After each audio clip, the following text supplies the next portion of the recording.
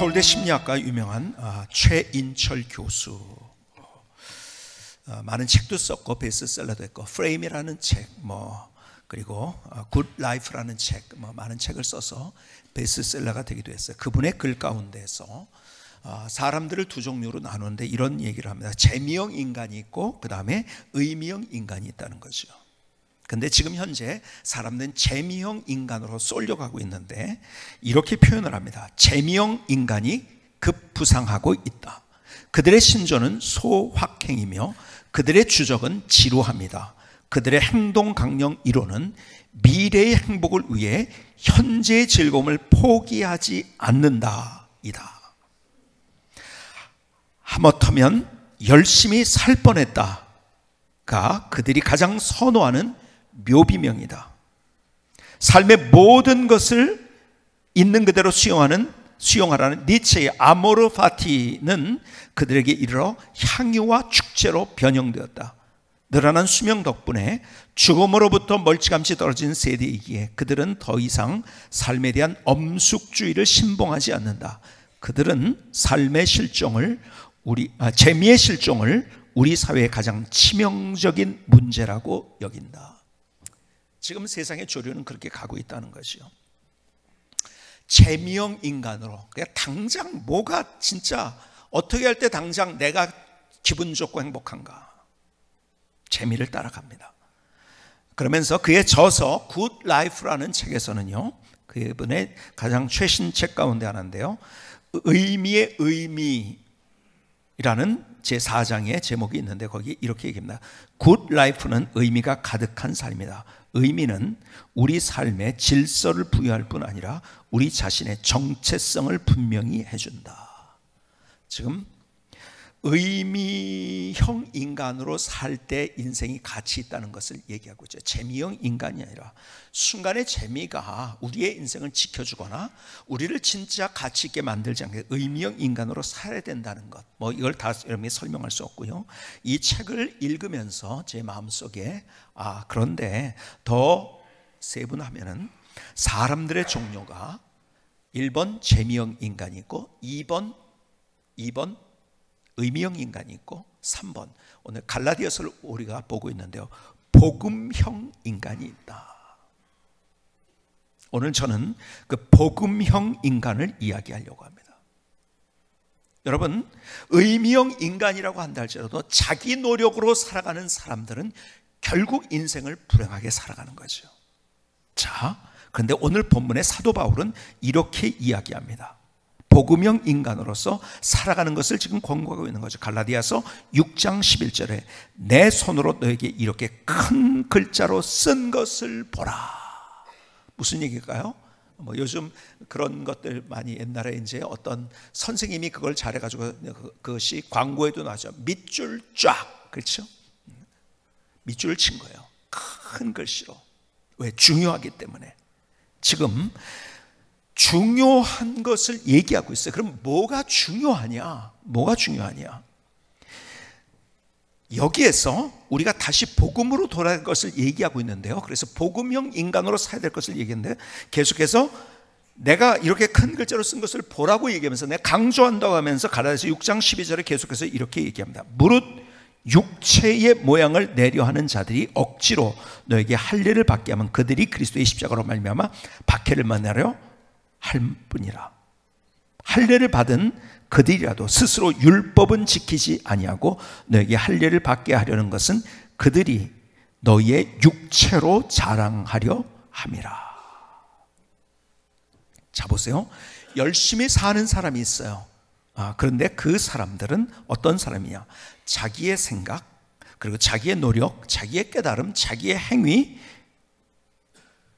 그걸로 인생, 다른 얘기로 하면 제가 그동안 계속해서 여러분에게 말씀해요.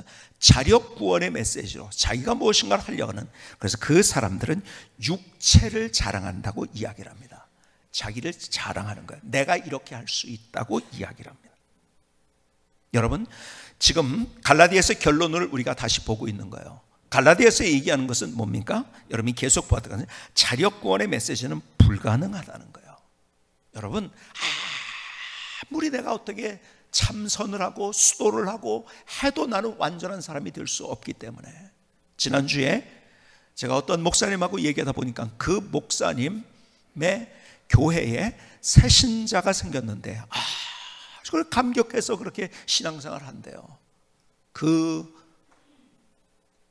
부산인데요, 부산에 있는 목사님인데요, 그분이 하시는 말씀, 성철 스님의 형님이 예수 믿고 가족이 다 예수 믿고 거기는 마저 극한의 불교 중심적인 집안인데 복음을 알고 나가지고요, 그 집안이 달라져 가지고서 너무너무 행복하게 신앙생활 한다는 거예요. 여러분, 노력해도 안 된 걸 옆에서 봤잖아요, 그렇죠? 성철 스님의 얘기를 여러분에게 드렸어요, 그렇죠? 산은 산이요 물은 물이다. 무슨 뜻이라고요? 하나님은 하나님이고 인간은 인간이라는 거야. 내가 노력해서 안 되는 거지.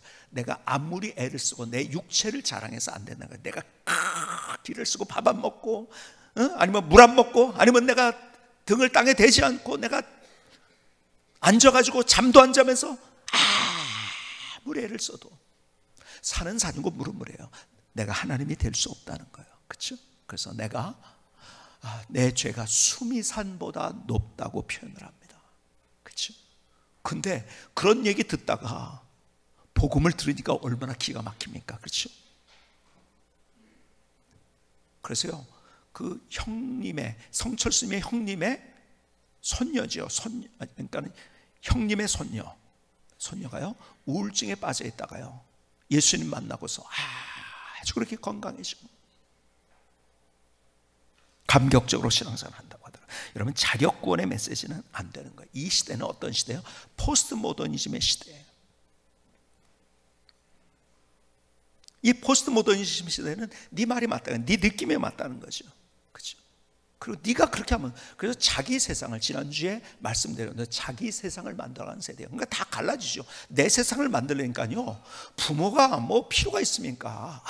가면 그냥 뭐 그 아내가 뭐 필요 있어? 아니, 자식이 무슨 필요가 있어? 왜? 내 세상을 만들려니까 아무리요 몇 조 원을 쏟아서 애기 낳으라고 해도 안 낳는 거죠, 그렇죠? 왜? 내 세상을 만들, 이런 큰 그림으로 보면 그거예요. 포스트 모더니즘이 지금 이 세계를 아주 휩쓸고 갔어요. 여러분, 그 세계는 그렇게 우리를 밀어닥치고 있어요. 오늘도 우리 지역구 어떤 국회의원이 와서 저하고 잠깐 얘기를 하는데요, 동성애에 관한 법이 이게 만들어지면 안 된다는 얘기를 계속하니까 저를 찾아온 거죠. 그래서 내가, 목사님 아는데 지금 세계 유엔에서도 권고, 저 유엔에서 권고사항인 거 저 다 압니다. 다 연구했고 그 결과가 유럽에서 어떻게 났는지 그것까지 다 연구했습니다. 안 되는 거 안 되는 거, 되는 건 되는 거지, 그렇죠? 여러분, 아이들 키우면서 그 아이들이 어떻게 잘해야 될지 그걸 생각 안 하고서 당장 운다고 무조건 뭐예요? 젖꼭지만 주고 아니면은 뭐 저기만 사탕만 주고 이래서 됩니까? 안 되는 거죠. 아닌 건 아니고 긴 건 긴 거, 그렇죠? 근데 이 세상은요, 내 말이 맞다고 아우성 치니까요, 자기 세상을 만들면 만들수록, 그래서 지난주에 말씀드린 우리는 더 우울하고 힘들고 고독하고 외롭고 어쩔 줄 몰라 하는 삶. 여러분, 여기에서 그래서 육체를 자랑한다는 것은 자기 생각, 자기 노력, 자기 깨달음, 자기 의미, 자기 느낌, 그렇게 살아가는 사람들. 그리고 얘기했어요. 하나님 무슨 필요 있어? 야, 네가 할 수 있네. 니체의 말이 그거야. 야, 네가 할 수 있는데 왜 하나님을 의지해? 그 웃기는 소리 하지 마. 그걸 받아서 마르크스는 뭐라고 했습니까? 마르크스는 종교는 아편이라고 한 거잖아요. 니체의 얘기를 듣고, 그렇죠? 그래서 불행해지고 사회는 점점 각박해지고 말라가고, 그리고 여러분, 우리나라가 없어진다는 얘기 요즘 가끔 하잖아요, 그렇죠? 뉴스에서. 실제적으로 지금부터 80년 후에는요 1,000몇백만으로 줄어든대요. 우리나라 인구가 80년 후에 살고 계실 분. 근데 그때는 다 노인들만 있다는 거죠, 그렇죠? 서서히 망해간다는 거 몰라요. 내 느낌으로 사는 것은 제가 늘 얘기하는 거예요. 그래서 표지판을 따라가야죠. 느낌을 쫓아가면 서서히 망하는 거예요, 그냥. 근데 그게 느낌에 맞다고 생각하니까요. 아니요, 느낌에 맞아도 내가 지하철을 갈 때 내 느낌이 이쪽이라도 내가 표지판을 따라가야 되는 거예요. 그럴 때 야, 잘 왔구나 그러는 거예요. 좋다 그러는 거고. 느낌을 쫓아가면 이거 뭐지? 우리의 인생의 그림이 그런 거예요. 여러분, 세상은 육체를 자랑한다고 얘기해요. 그런데 다시, 그러나 우리가 그 세대에 휘말리지 말아라. 오늘 이 얘기를 하고 있는 것. 그리고 계속해서 갈라디아서 6장 14절에 이렇게 말씀합니다. 그러나 내게는 우리 주 예수 그리스도의 십자가 외에 결코 자랑할 것이 없으니 그리스도로 말미암아 세상이 나를 대하여 십자가에 못 박히고 내가 또한 세상에 대하여 그러하니라. 할례나 무할례가 아무것도 아니라도 오직 새로 지으심을 받는 것만이 중요하니라. 지금 얘기한 게 뭔지 아세요? 나는 내 인생을 십자가 중심으로 산다는 거예요. 그 무슨 말이냐면 제가 얘기한 대로, 앞서 얘기한 대로 의미형 인간, 재미형 인간이 아니라 복음형 인간으로 산다는 거예요. 무슨 말일까요? 자, 다시 십자가만 바라보고 십자가로 생각하고 십자가만이 희망이라고 얘기를 하는 거예요. 자, 근데 십자가가 뭔데요? 자, 우리가 예수님의 성탄을 기뻐하는 지금 시기에 와 있어요. 그렇죠? 이제 크리스마스가 다가왔어요. 여러분, 성탄이 왜 기쁜 날일까요? 여러분, 예수님이 이 땅에 오셨다는 것만으로는 우리에게 기쁜 소식이 아니에요. 그분이 왜 왔느냐? 십자가를 지시기 위해서 오신 거예요. 그렇죠? 어떻게 십자가를 지시기 위해서? 나의 죄를 대신해서. 그분의 유일한 미션이 있다고 하면 그분은 십자가예요. 하나님이 우리를 사랑하신다. 계속 말씀드린 것처럼 다른 종교에서는, 어떤 종교에서도 절대자가 너를 사랑한다는 말이 없어요. 하나님만이 우리를 사랑하신다고 했어요. 한번 따라해볼까? 하나님이 나를 사랑하신다. 하나님이 나를 사랑하신다. 여러분, 그 메시지를 어디서 들어요? 하나님만이 우리에게, 다른 종교는 없는 거예요. 그렇죠? 다른 것에는. 그래서 우리를 그냥 두는 것이 아니라 내 노력으로 안 되는 나의 삶. 그래서 하나님과 원수된, 왜? 죄 때문에 그 근원적인 문제를 해결해 주기 위해서 그분께서 이 땅에 오셔서 그냥 막연히 사랑하는 게 아니라 구체적으로 우리를 사랑하시기 때문에 목숨까지 주신 거예요. 그렇죠? 십자가는 두 가지가 만나는 장소지요. 크로스라는 것이 이게 만난다는 뜻이잖아요. 그렇죠? 뭐가, 크로스가 뭔지 아세요? 뭐가 만나죠? 하나님의 사랑과 공의가. 우리는 죄 때문에 죽어야 돼요. 그래서 예수님께서 우리 죄를 대신해서 죽으신 거예요. 그 대신해서 죽은 건 뭔지 아세요? 사랑인 거예요. 그래서 우리가 예수 그리스도의 십자가로 말미암아 구원받게 된 거예요. 여러분, 내 노력이 아니에요. 세상은 내 노력을 자꾸 얘기하니까요. 우리는 자꾸 교회 나와가지고 어떻게 신앙생활을 하죠?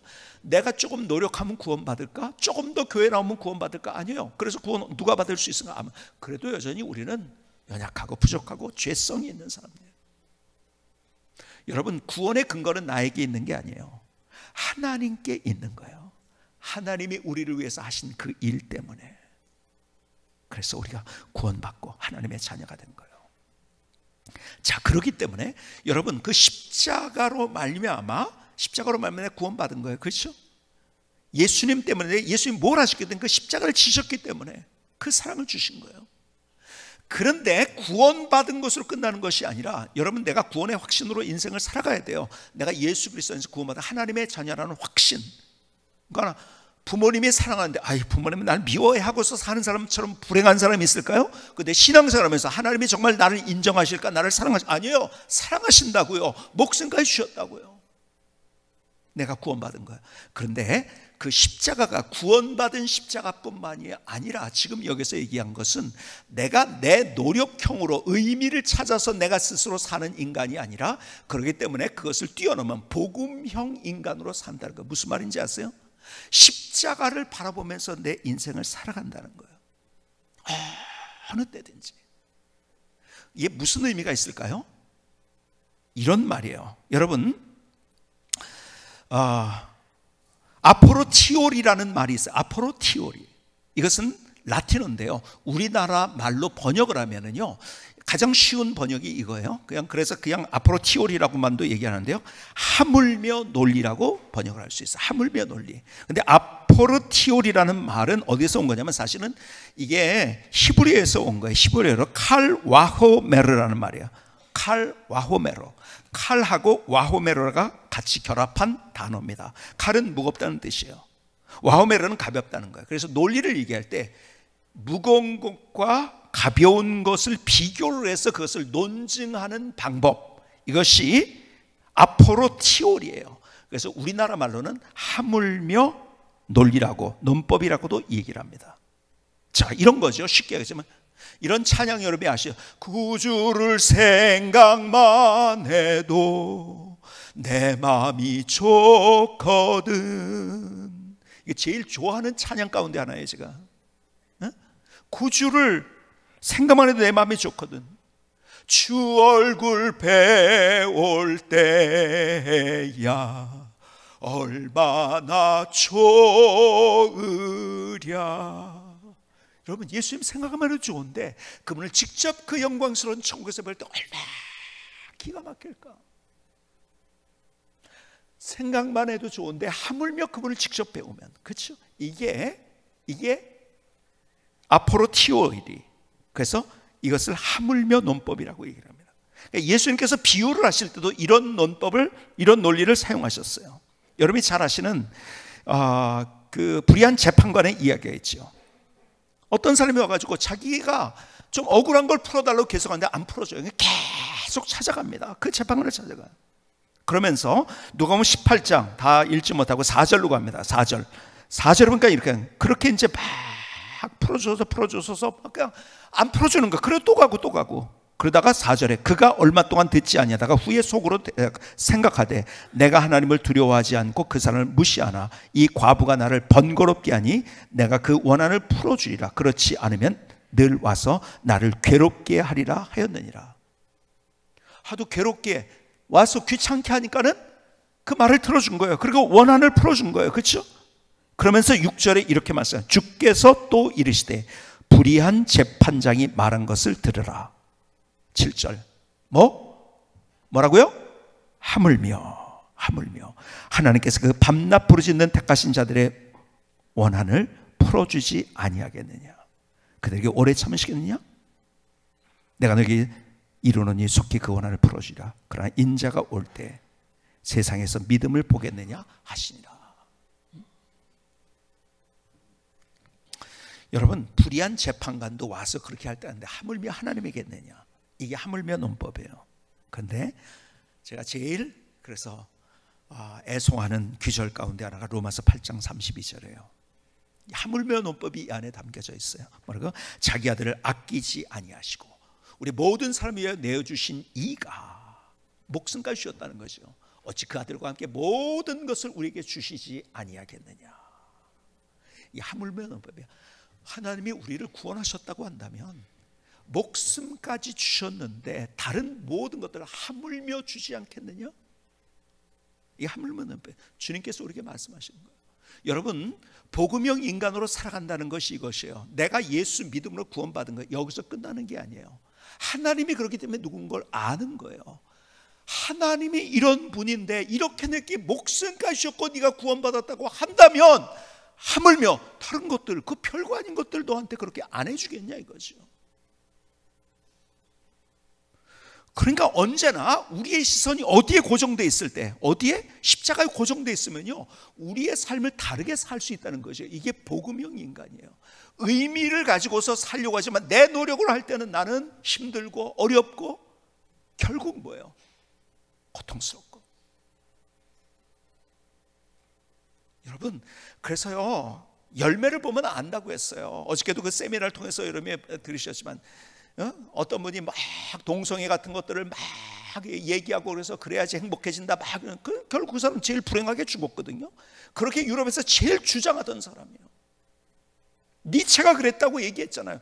여러분, 결국은요 그렇게 갈 때 결국은 여기 아니네 그거예요. 내가 불행하게 살았네. 그렇죠? 아니에요. 우리가 십자가를 바라볼 때 하나님이 나를 구원하셨단 말이에요. 그래서 그분을 바라보며 내 인생을 살아갈 때 우리는요 멋진 길을 걸어갈 수 있는 거예요. 그리고 하나님이 나와 함께 하신대요. 내가 뭘 걱정하고 뭘 염려하고 뭘 내가 어쩔 줄 몰라하면서. 여러분, 우리는 인생의 문제 만납니다. 실패도 경험해요. 오해도 받기도 해요. 별의별 일 다 있어요. 그럼에도 불구하고 내가 그것을 극복할 수 있는, 내가 이를 꽉 물고 사는 것은요 그는 불행한 인생이에요. 인내는 그냥 내가 이를 꽉 무는 게 아니에요. 하나님께서 내게 그렇게 할 수 있도록 만들어 주시는 거예요. 성경은 그렇게 십자가를 바라볼 때 주님이 내게 평안을 주시는 거예요. 세상 사람들은요, 그렇게 되면 막 답답해 죽으려고 하고요, 속된 편으로 미쳐 죽으려고 하고요, 불안하고요, 어쩔 줄 모르는데, 근데 주님께서는요, 그런 어떤 상황 가운데서도 그것을 내가 바라보면서 내가 십자가 앞에 서게 될 때 그 안에 주시는, 내 안에 주시는 평안, 세상이 줄 수 없는 그 평안, 평안을 너에게 주노라. 여러분, 저도 불안할 때 많아요. 힘들 때도 많고요. 근데 십자가 바라보면서 이 찬양 부를 때 하나님께서 내 안을 얼마나 또 만져주시는지, 세상이 줄 수 없는, 세상이 알 수도 없는 평안, 평안, 평안, 평안을 내게 주노라. 여러분, 하나님 앞에서 언제나 저는 도전하고 싶어요. 그런데 도전할 때 제가 불안이 안 따를까요? 염려가 안 따를까요? 걱정이 안 따를까요?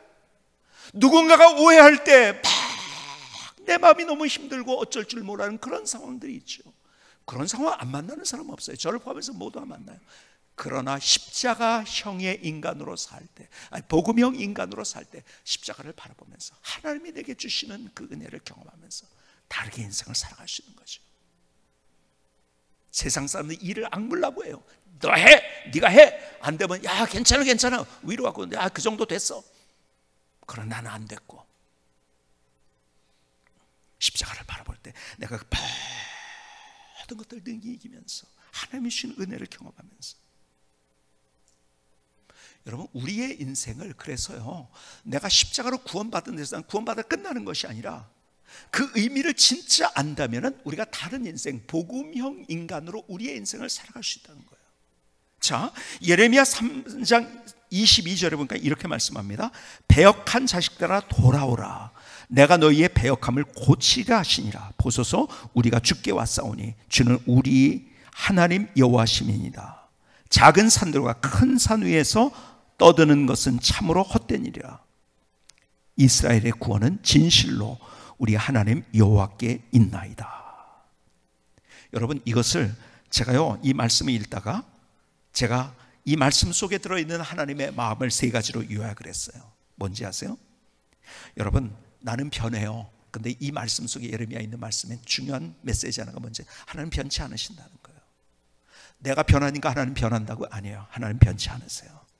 그 하나님의 사랑은 변치 않는다는 거예요. 두 번째는요, 내 충성도가 하나님의 사랑을 결정하지 않는다는 거예요. 잘 들으셔야 돼요. 내 충성도가, 우리는 자꾸 이런 오해를 해요. 왜냐하면 우리는 자력구원의 메시지 안에서 우리의 인생을 살고 있기 때문에 내가 교회 좀 열심히 하면 하나님이 그때 좀 더 나를 사랑하시고, 내가 조금 덜 열심히 하면 덜 사랑하시고. 여러분, 오해하지 마세요. 하나님은 그런 분이 아니에요. 하나님을 그건 저급하게 취급하는 거예요. 여러분, 하나님의 사랑은 내 충성도에 의해서 결정되지 않는다는 거예요. 하나님 자신이 사랑이세요. 하나님 자신이 사랑이세요. 그렇기 때문에 마지막 구원의 근거는 내게 있는 게 아니에요. 하나님께 있다는 거예요. 내게 있다고 생각하면 맨날 헷갈리는 거예요. 나 구원받았나 안 받았나. 여러분, 나한테 근거가 있으면 나는 맨날 헷갈리는 거예요. 어떤 날은 기분 좋을 땐 구원받은 것 같고 기분 나쁠 때는 안 받은 것 같고. 아니요, 구원의 근거는 하나님께 있어요. 나에게 근거, 구원의 근거가 있다면 나는 희망이 없어요. 성철 스님처럼.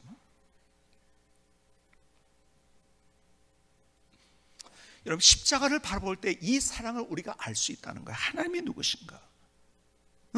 예레미야 3장 22절에 말해서 하나님의 사랑, 변함없는 사랑. 십자가 앞에서 볼 때, 그리고 내가 어떻게 잘난 체를 해서 그분이 나를 더 사랑하는 게 아니라는 것. 그러니까 우리가 하나님의 사랑 안에, 그 사랑 안에 들어올 때 다른 인생을 멋지게 살아가는 거예요. 그래서 구원의 근거가 나에게 있는 게 아니에요. 세상은요, 내가 어떻게 했느냐를 가지고 평가를 합니다. 그러니까 자꾸, 근데 구원을 내가 어떻게 한 걸로 됩니까? 아니에요. 구원의 근거는 하나님께 있는 거예요. 너무 중요한 얘기예요. 한번 따라합시다. 구원의 근거는 하나님께 있다. 나에게 있다면 나는 희망이 없어요. 내가 얼마나 변하는데요. 내 마음대로인데요. 나도 나를 믿지 못해요. 내 마음 나도 몰랐는데요. 그렇죠? 십자가를 바라볼 때, 그래서 다시 우리가 십자가를 바라볼 때 다른 인생, 세상 사람들이 이해할 수 없는 하나님이 주는 기가 막힌 것들을 경험하며 내 마음을 만지시고 내 손을 붙잡아 주시고 담 너머의 내일을 보시고 보여주시고 삶에 걸어가는 발자취 속에서 발걸음 속에서 나와 함께 하신 증거를 보여주시는 그 하나님, 예수님께서 이 땅에 오실 때 두 가지 이름으로 오셨다고. 예수는 뭐예요? 자기 백성을 자기 죄에서 구원할 자라는 거예요. 우리를 용서하시고 구원하시기 위해서 예수님이 이 땅에 오신 거, 십자가를. 두 번째 이유는 뭐예요? 하나님이 우리와 함께 계시던 것을 실증적으로 보여주시기 위해서. 그래서 그분의 이름이 뭐예요? 임마누엘이에요. 임마누엘. 임마누엘. 엘은 하나님이에요. 임마누는 with us.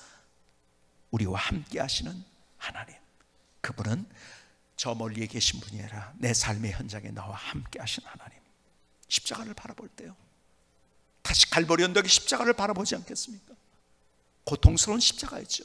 육체적인 얼마나 가시관을 쓰시고 채찍에 맞으시고 양손과 양발의 대못으로 박히시고 창에 찔리시고요. 고통스러운 십자가. 그러나 그보다 더 큰 고통이 뭐라고요? 정서적인 고통이었어요. 배반을 당하셨잖아요.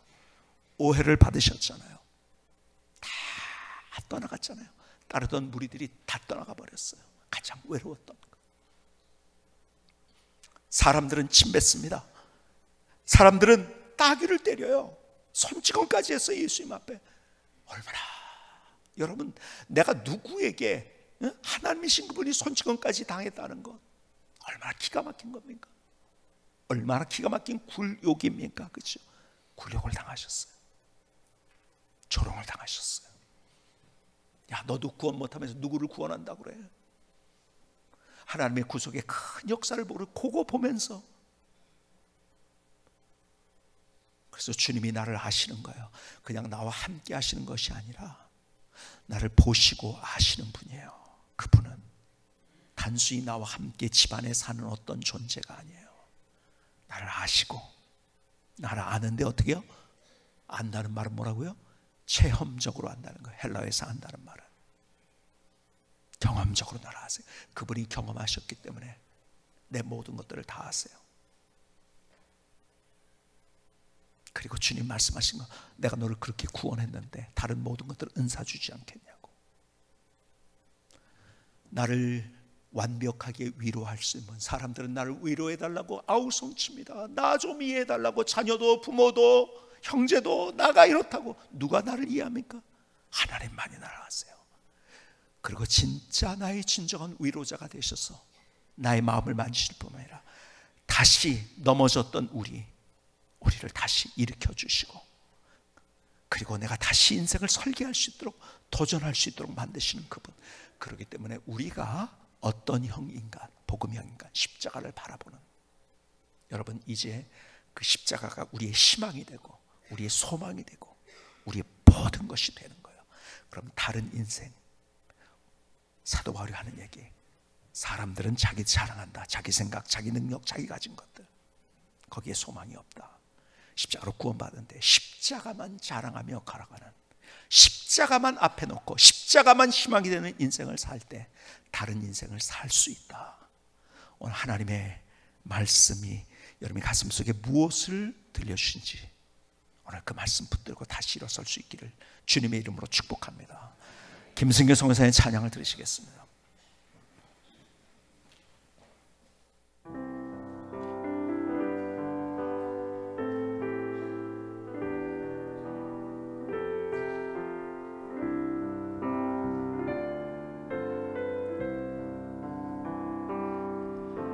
다시 십자가 앞에 내가 섭니다. 하나님의 사랑 앞에 내가 섭니다. 예수님의 사랑 안에 들어갑니다. 십자가의 사랑 안에 들어갑니다. 우리 모든 사람을 위해 목숨을 내어주신 주님, 하물며 모든 것을 주시지 아니하겠나요?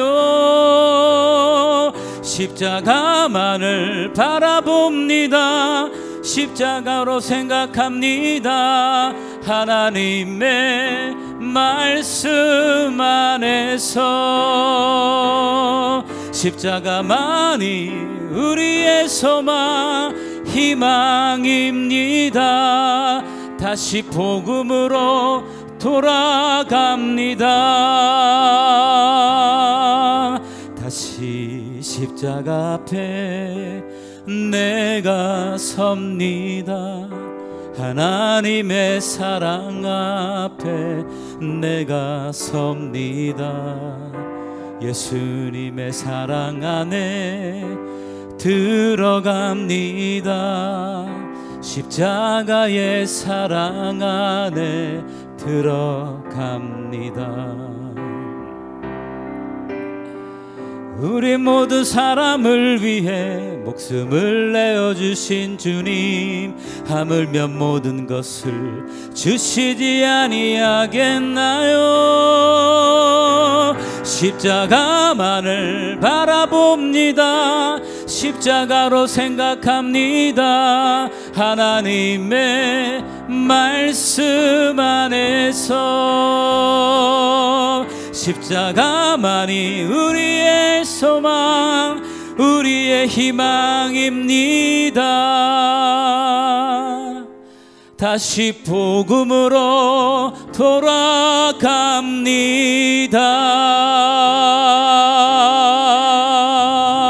아멘. 하나님, 나의 고백입니다. 나의 노래. 하나님, 나를 받아 주시옵소서. 나의 고백을, 결단을 받아 주셔서 하나님 감사합니다. 다시 우리가 십자가 앞에 서는 인생, 복음 앞에 서는 인생, 복음형 인생이 되어질 때 우리의 내일의 희망이 있는 거예요. 여러분, 이것이 구체적으로 우리의 삶에 어떻게 산다는 것이 복음형으로 여러분, 우리의 삶의 모든 것에서 어느 때든지 성경 공부를 합니다. 그 앞에 뭐가 있어야 돼? 십자가가 있는 거예요. 그러면 성경 공부가 달라지는 거예요. 저는요, 우리 성도님들 늘 얘기하지만 자랑스러운데 너무 감사한 게 뭐냐면요, 제가 이렇게 뵐 때마다 우리 성도님들의 늙는 것이 아니라 점점 젊어지는 것 같아요. 주름살이 펴지는 것 같고 점점 젊어져요. 다들 이렇게 보면. 왜 그럴까? 정말 가만히 보면 하나님의 사랑이 뭔지를 아는 사람들은요 그렇게 되더라고요.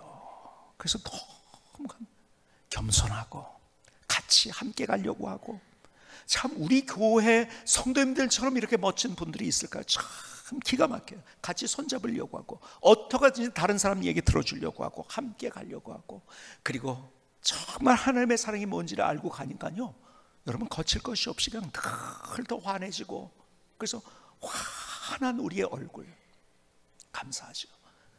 왜 그런가? 십자가가 우리 앞에 있기 때문에 그런 거예요. 성경 공부를 해도 그렇고요, 봉사를 해도 그렇고요. 십자가 먼저. 여러분, 내가 봉사하면 잘못하면 내 의의를 나타냅니다. 근데 우리는 그게 아닌 거예요. 야, 제가요 너무너무 뒷모습을 보면서 감동받을 때가, 개인적으로 말씀 못 드려도요, 야 정말 기가 막히다. 근데 누구한테 인정받으려고 하는 게 하나님 앞에서 그 일을 하니까요, 십자가 바로. 그러니까요, 근데 봉사를 열심히 해요. 열심히 하는데 자기 의의를 가지고, 그리고 육체를 자랑하려는 사람들로 모인 데들은 어떻게 합니까? 자기 의 때문에 자기가 대단하거든. 그러니까 자기 어떤 입맛, 아니면 자기의 의견, 자기의 생각, 자기의 어떤 것들 가지고 자꾸 해서 그렇게 가는 거죠. 근데 우리는 그게 아니라 같이 어떻게 갈 것인가. 우리가 교사를 하고 찬양대를 하고 회의를 하고 뭘 하든지 교회 생활 가운데서 우리가 그것 자체로 하는 것이 아니라 십자가 앞에서 그 일을 하게 될 때 거기서 기가 막힌 하나님의 은혜의 강물이 흐르게 되는 것이고, 우리의 삶 가운데 하나님께서 사막에서 꽃이 피고 열매 맺는 물만 있으면 돼요. 그 은혜의 강물이 우리 안에 흐르기 때문에 십자가로부터 은혜의 강물이 흐르는 거예요. 십자가 바라보며 다시 다른 인생, 하나님이 함께 하신 증거를 경험하는 문제 있죠, 아픔이 있죠, 상처 있죠, 오해 있죠. 그러나 그것 너머에서 하나님께서 보여주는 역전의 드라마를 경험하며 걸어가는 복음형 인간, 다시 복음으로 돌아가서 십자가를 통해서 그 모든 것들을 행할 수 있는 저와 우리 모두의 삶이 될 수 있기를 주님의 이름으로 축복합니다. 기도하시겠습니다. 조용하지만 뜨거운 기도를 주님 앞에 드리십시다. 갈보리 덕의 십자가를 바라보십시다.